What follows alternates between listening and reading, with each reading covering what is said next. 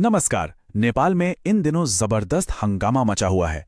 वहां की सड़कों पर एक पूरी पीढ़ी का गुस्सा जैसे उबल पड़ा है। और जानते हैं इसकी वजह क्या थी? एक सोशल मीडिया बैन। जी हां, एक बैन ने ऐसी आग लगाई कि सरकार तक हिल गई।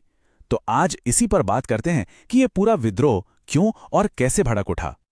तो देखिए, इस पूरे मामले की गंभीरता को समझने के लिए ना बस एक आंकड़ा काफी है। 19। ये उन लोगों की संख्या है जिन्होंने इन प्रोटेस्ट्स में अपनी जान गंवा दी। ये सिर्फ एक नंबर नहीं है, बल्कि इस संकट की एक बहुत ही दुखद मानवीय कीमत है। और इसका जो राजनीतिक नतीजा निकला वो भी उतना ही बड़ा था। जनता का दबाव इतना ज्यादा कि प्रधानमंत्री केपी शर्मा ओली को अपनी कुर्सी छोड़नी पड़ी, उन्हें इस्तीफा देना पड़ा। सोचिए, हालात इतने ज्यादा बिगड़ गए कि सरकार को राजधानी काठमांडू में अनिश्चित काल के लिए कर्फ्यू लगाना पड़ा। और बात यहीं नहीं रुकी। जब पुलिस से सिचुएशन कंट्रोल नहीं हुई तो सेना को सड़कों पर उतार दिया गया। आप जानते हैं, किसी भी देश के लिए ये एक बहुत ही बड़ा और गंभीर कदम होता है। तो सवाल ये उठता है कि आखिर ये सब शुरू कैसे हुआ? इतने बड़े पैमाने पर जो ये आग लगी, इसकी चिंगारी कहां से आई? चलिए इसी को समझते हैं। और इसकी वजह आपको हैरान कर देगी। ये सब किसी बड़े स्कैंडल या किसी राजनीतिक हत्या की वजह से नहीं हुआ। नहीं, इसकी शुरुआत हुई एक डिजिटल ब्लैकआउट से। तो हुआ ये कि सरकार एक विवादास्पद बिल लेकर आई, एक नया नियम, जिसके मुताबिक सभी सोशल मीडिया प्लेटफॉर्म्स को सरकार के पास जाकर रजिस्ट्रेशन कराना होगा। अब लोगों को लगा कि ये तो सीधे सीधे सेंसरशिप है, उनकी आवाज को दबाने की एक कोशिश है।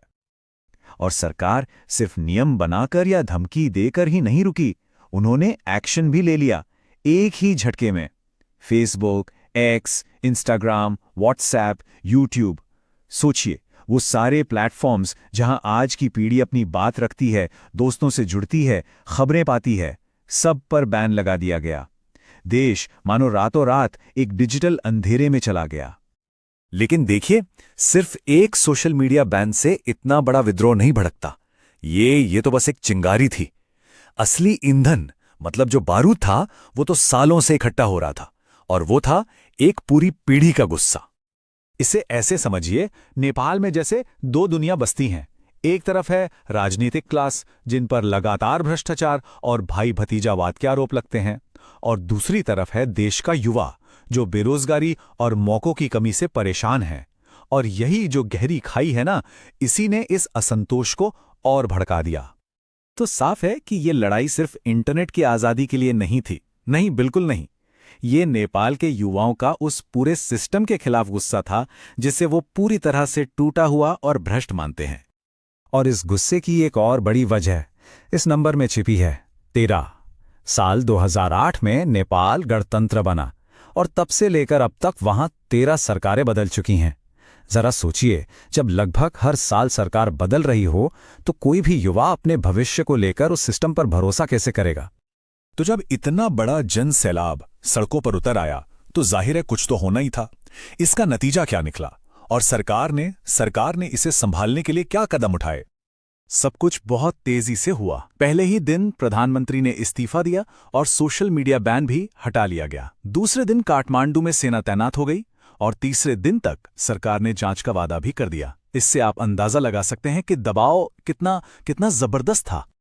तो लोगों के गुस्से को शांत करने के लिए सरकार ने फटाफट कुछ ऐलान कर दिए। कहा कि एक जांच समिति बनेगी जो 15 दिनों में रिपोर्ट देगी। पीड़ितों के परिवारों को मुआवजा दिया जाएगा, और जितने भी लोग घायल हुए हैं उनका मुफ्त इलाज होगा। साफ तौर पर यह सब डैमेज कंट्रोल करने की कोशिशें थीं। इन विरोध प्रदर्शनों का असर इतना बड़ा था कि जैसे पूरा देश ही थम गया हो। राजधानी में कर्फ्यू लगा था।